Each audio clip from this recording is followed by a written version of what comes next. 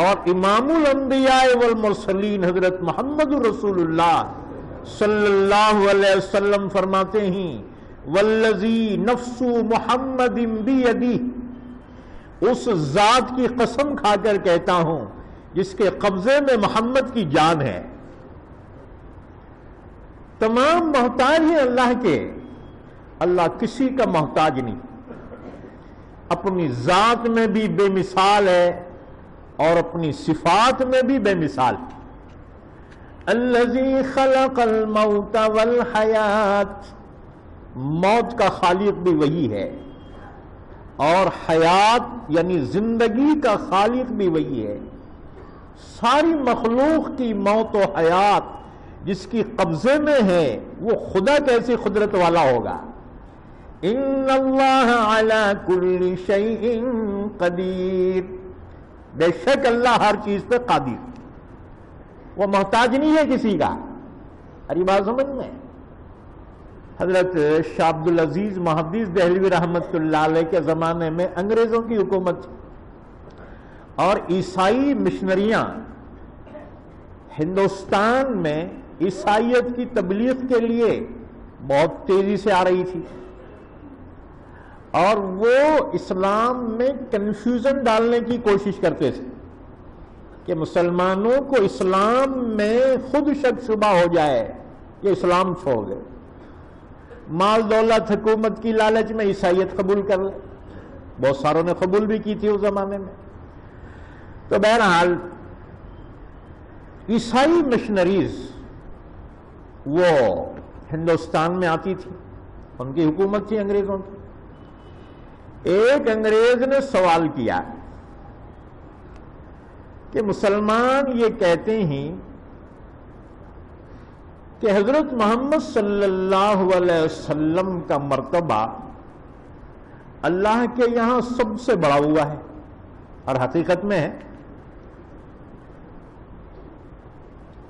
تو اس نے سوال یہ کیا کہ جب اتنا بڑا مرتبہ ہے آپ کا، خدا کے پاس اتنا بڑا قرب ہے، تو کربلا کے میدان میں آپ اللہ سے سفارش کر کے اپنے نواسے کو کیوں نہیں بچا سکے؟ سوال سمجھ میں آیا آپ کے؟ کہ آپ کا جب اتنا بڑا مرتبہ ہے، اللہ کے نزدیک محبوب ہیں آپ، تو کربلا کے میدان میں جب آپ کے نواسے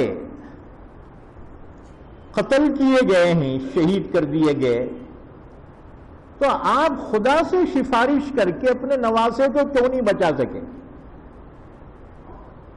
اگر آپ کا واقعتاً مرتبہ ویسے ہی تھا جیسے مسلمانوں کا عقیدہ ہے، تو اپنے نواسے کیوں نہیں بچا سکے؟ ہر زمانے میں اللہ اسلام کے دفاع کے لیے شخصیات پیدا کرتا ہے، ہر زمانے کے اندر۔ اس زمانے کے ایک عالم نے جواب دیا، اور جواب منطقی جواب تھا۔ بعض لوگ جو ہے دلیل سے مانتے ہیں، اور بعض لوگوں کے لیے جوتا ہی ضروری ہے، جوتے کے بغیر نہیں مانتے، اور جوتا بھی نال والا ہونا۔ اچھا، اللہ نے فرمایا وَأَنزَلْنَا الْحَدِيدَ فِيهِ بَأْسٌ شَدِيدٌ، لوہا بھی اللہ نے اتارا۔ دلیل سے نہیں مانیں گے نا، قرآن حدیث سے، پھر جوتے سے منوایا جائے گا، لیکن اس وقت طاقت ہونا ہوتی۔ بہرحال تو جواب جو ہے ذرا منطقی سا تھا، تو اس کے سوال کے جواب میں کہا کہ کیوں نہیں ہمارے نبی اپنے نواسے کی سفارش لے کے خدا کے پاس پہنچے؟ منطقی جواب ہے، کوئی قرآن حدیث سے نہیں یاد رکھو، تو نکلنے کے بعد سیڑھیاں پہ پوچھیں گے کہاں ہے یہ بتاؤ۔ بات سمجھ میں؟ یہ منطقی جواب ہے، دماغ کو دماغ سے جو ہے ٹکرا کر اس کو لاجواب کر دینا۔ تو اس عالم صاحب نے جواب دیا کہ بھائی ہمارے نبی سفارش لے کے پہنچے تھے، کہاں؟ اللہ کے پاس، کا یا اللہ میرا نواسا ہے، لوگ مار رہے اس کو، ذرا بچا لے۔ اللہ نے کہا میرے حبیب یہ تو تمہارا نواسا ہے، میرے بیٹے عیسیٰ کو جب سولی پہ چلا رہے تھے اس وقت نہیں بچا سکا، تمہارے نواسے کہاں سے بچاؤں گا؟ اسے کہتے ہیں الزامی جواب۔ عیسائیوں کا سوال تھا نا، اور عیسائیوں کا عقیدہ ہے یسوع مسیح کہاں چڑھ گئے؟ سولی پہ چڑھ گئے۔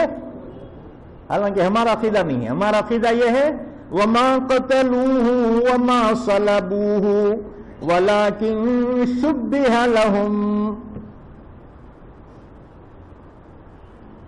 کہ قتل نہ کیے گئے، انہوں نے، یہودیوں نے اور رومی حکومت نے عیسیٰ علیہ السلام کو قتل نہیں کیا اور صلیب پہ بھی نہیں چڑھایا، وَلَكِن شُبِّهَ لَهُمْ، ان کے لیے معاملہ کنفیوژن کر دیا گیا ہے کہ جو غدار شاگرد عیسیٰ کو گرفتار کرنے کے لیے حجرے میں پہنچا تھا، اللہ نے جبرائیل کو بھیجا کہ عیسیٰ کو اٹھا لے آسمان کی طرف، وہ تو لے کے چلے گئے عیسیٰ کو، یہ شاگرد جو غدار تھا گرفتار کرنے کے لیے باہر فوج تیار ہے، سپاہی تیار ہے، اللہ نے اس کی شکل عیسیٰ کی جیسی بنا دی۔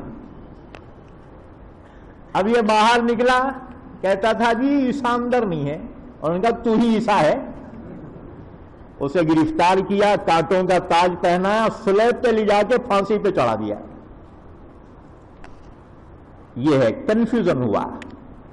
عیسائی یہودی آج بھی کنفیوژن میں ہے کہ اگر وہی عیسیٰ تھا شاگرد کہاں گیا، اور وہ شاگرد تھا تو عیسیٰ کہاں چلے گئے؟ وَمَا قَتَلُوهُ وَمَا صَلَبُوهُ وَلَكِن شُبِّهَ لَهُمْ، ان کے لیے معاملہ کنفیوژن کر دیا گیا۔ اسی طرح سے اللہ تعالیٰ نے فرمایا بَل رَّفَعَهُ اللَّهُ إِلَيْهِ، اللہ نے ان کو اپنے طرف اٹھا لیا اور قیامت کے قریب وہ تشریف لائیں گے، اور ان کی آمد کا انتظار جیسے مسلمانوں کو ہے، کیونکہ صحیح حدیث میں ہے کہ اللہ کے نبی صلی اللہ علیہ وسلم فرمایا قیامت کی قریب تشریف لائیں گے عیسیٰ علیہ السلام، تقریباً 40 سال زندگی گزاریں گے، نکاح کریں گے، اولاد ہوں گی، انتقال ہوگا، مسلمان ان کا جنازہ اٹھائیں گے، حضور کی پہلو میں دفن کریں گے، یا حدیث میں موجود ہے۔ اس لیے مسلمانوں کو انتظار، عیسائیوں کو بھی انتظار ہے کہ ہمارے عیسیٰ تشریف لانے والے ہی، لہذا ہماری حکومت ہوں گی۔ اچھا، یہودیوں کو بھی انتظار ہے، یہودیوں کو کوئی انتظار ہوتا، انہوں نے تو جو ہے عیسیٰ علیہ السلام کے قتل کا مقدمہ دائر کیا تھا، رومی سلطنت کی عدالت سے قتل کے احکامات لائے تھے، ان کو کیوں انتظار ہے؟ اس لیے کہ یہودیوں کا عقیدہ یہ ہے کہ ہماری حکومت کی تکمیل، اقتدار کی تکمیل اس وقت ہوں گی جب عیسیٰ تشریف لائیں گے، کیونکہ دجال انہی میں پیدا ہوگا، دجال یہودی ہوگا، یاد رکھو۔ تو سب کو انتظار ہے عیسیٰ علیہ السلام کا۔ حضور صلی اللہ علیہ وسلم فرماتے ہیں میں معراج میں دوسرے آسمان پر ان سے ملاقات کیا، عیسیٰ علیہ السلام سے۔ تو بہرحال ایک بات آ گئی کہ اللہ تعالیٰ تو قادر مطلق ہے، اللہ محتاج نہیں ہے۔ تو چونکہ یہ سوال کیا گیا تھا تو اس کا جواب الزامی دیا گیا، حقیقی جواب نہیں ہوتا، یاد رکھو۔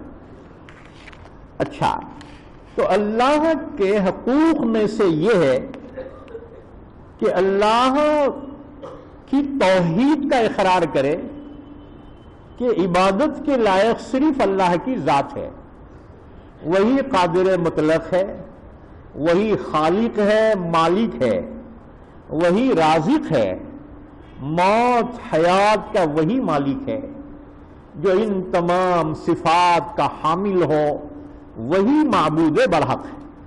باقی سارے محتاج ہیں اللہ کے، اور محتاج معبود نہیں ہو سکتے۔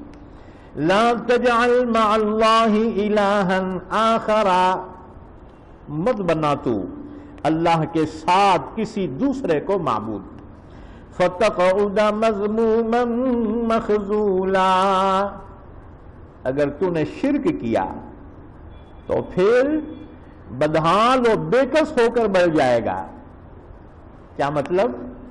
شرک والوں کے لیے ہی تو جہنم ہے، اللہ کا عذاب اس کو ہوگا اور دنیا سے ناکام اٹھے گا، آخرت میں اس کو نجات نہیں ملے گی، جہنم کے اندر داخل ہوگا اور سب کی لعنت اس پہ برسے گی، اللہ کی، اللہ کے فرشتوں کی، تمام انسانوں کی اس پر لعنت برسے گی. اس کے بعد پھر فرمایا وَقَضَىٰ رَبُّكَ أَلَّا تَعْبُدُوا إِلَّا إِيَّاهُ. پہلی آیت میں شرک کی مذمت تھی، توحید کا اس بات تھا. اب اس آیت شریفہ میں اللہ کا حق اور بندوں کے حقوق بیان کیے جا رہے ہیں. پہلا حق وَقَضَىٰ رَبُّكَ أَلَّا تَعْبُدُوا إِلَّا إِيَّاهُ.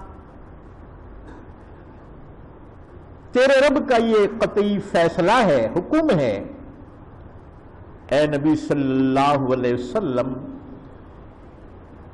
کہ اے بندو تم اللہ کے علاوہ کسی کی عبادت نہ کرو، خاص اسی کی عبادت کرو، کیونکہ دوسرا کوئی عبادت کے لائق نہیں. عبادت کے طریقے کیا ہیں؟ حضرت محمد صلی اللہ علیہ وسلم نے عبادت کا طریقہ بتلایا اور وہی طریقے ہدایت ہیں، اور اسی کے مطابق عبادت کریں گا تو اللہ کی عبادت کا حق ادا ہوگا.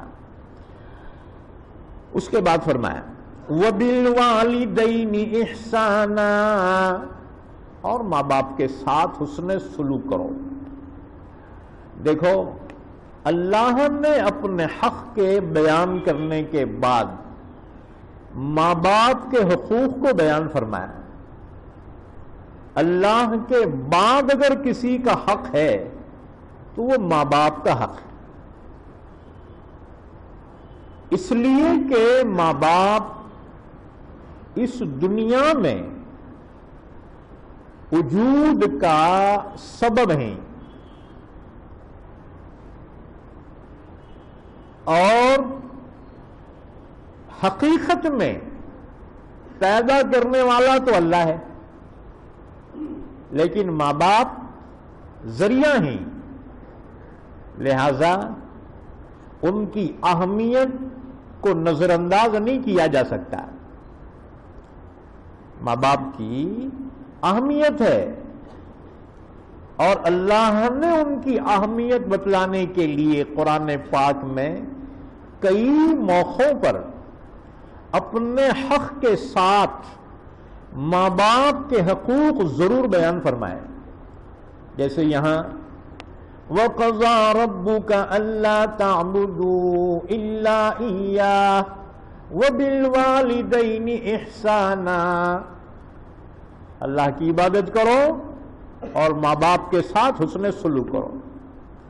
سورہ لقمان میں اللہ تعالیٰ نے فرمایا انشکر لی ولیوالدیک، کہ بندے میرا بھی شکر ادا کر اور اپنے ماں باپ کا بھی شکر ادا کر.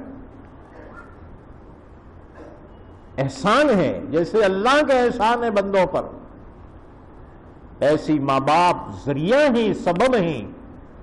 اس اعتبار سے ماں باپ کا حق ہے. ماں باپ ہمارے وجود کا ذریعہ ہیں، ہماری بقا کا ذریعہ ہیں اور ہماری ارتقاء کا ذریعہ ہے. ہمارا وجود، ہماری بقا اور ہمارا ارتقاء، اس کا ذریعہ ماں باپ. ماں باپ کو کہیں غلط فہمی نہ ہو جائے کہ ہم پیدا کرنے والے ہیں. بعض ماں باپ احسان جتاتے کہتے میاں ہم پیدا کرے سو ہیں تیرے کو، ہمارے سامنے یاد رکھو اللہ تعالیٰ نے یہ غلط فہمی بھی دور فرمائی. اللہ نے فرمایا کہ تم لوگ جو احسان جتاتے ہوئے کہتے ہو اولاد سے کہ میاں ہم نے پیدا کیا ہے، اللہ نے فرمایا تم کیا پیدا کر سکتے؟ تمہارا کام تو صرف اتنا ہوا، ایک قطرہ ٹپکا دیا، باقی اس خطرے کو خون بستہ بنانا، پھر مضغہ گوشت کا لوتھڑا بنانا، پھر اس میں ہڈیاں اور گوشت کا چڑھانا، اور پھر چمڑی کا چڑھا کر ناک و نقشہ بنانا، اعضاء بنانا، اور پھر اس میں روح کو ڈالنا، اور پھر اس کے لیے غذا کا انتظام کرنا، اور پھر دنیا میں اس کے آنے کا راستہ آسان کرنا، یہ سب کس نے کیا؟ اللہ نے کیا. اللہ نے فرمایا کوئی ماں باپ اس خوش فہمی میں نہ رہے کہ ہم پیدا کرنے والے ہیں، نہ، پیدا کرنے والا حقیقت میں اللہ ہے. چنانچہ اسی کو سورہ واقعہ میں بیان کیا اللہ نے. افرأیتم ما تمنون، تمنون خطرے کا ٹپکانا، اسی وجہ سے اس کو منی کہا جاتا ہے. افرأیتم ما تمنون اانتم تخلقونہ ام نحن الخالقون. بھلا بتاؤ ایک قطرہ جو تم نے ٹپکایا ہے، ٹپکاتے ہو، کیا تم پیدا کرنے والے ہو یا ہم پیدا کرنے والے؟ اللہ پیدا کرنے والا. اور اگر ماں باپ پیدا کرنے والے ہوتے تو دنیا میں کوئی بے اولاد نہ ہوتا. بے اولاد ہے نہیں ہے، او جی بولو گا، ہے نا، بے اولاد بھی ہیں. معلوم ہوا پیدا کرنے والا حقیقت میں اللہ ہے. اگر ماں باپ پیدا کرنے والے ہوتے دنیا میں کوئی بے اولاد نہ ہوتا. اگر ماں باپ پیدا کرنے کی طاقت رکھتے دنیا میں کوئی بیٹی کا باپ نہیں ہوتا، سب بیٹوں کے باپ ہوتے. چاہے بعد میں بیٹے جوتے کیوں نہیں مارتے، دعا کرتا ہے یا اللہ بیٹے دے، کہے کہ واسطے بیٹے وغیرہ جوتے کھانے کو. اللہ سے مانگ، اللہ جو دے قبول کر لے، کیونکہ مصلحت حکمت اللہ جانتا ہے کہ ماں باپ کے لیے کون فائدہ مند ہے، بیٹا ہے یا بیٹی ہے، تو اللہ جانتا ہے. تو دنیا میں کوئی بیٹی کا باپ نہ ہوتا. اب دیکھو پڑھے لکھے عقل کے دشمن بیٹیوں کو تو ماں کے پیٹ میں قتل کر رہے ہیں. گورنمنٹ کو توجہ دینی پڑی اور سخت قانون جاری کیا کہ جو اس طرح سے کرے بچیوں کے جنین کی ان کا قتل تو وہ بہت بڑا جرم ہے. جس چیز کو شدت سے محسوس آج کیا حکومت نے 1400 سال پہلے اللہ نے اپنے کلام پاک میں اس کو بیان کر چکا ہے.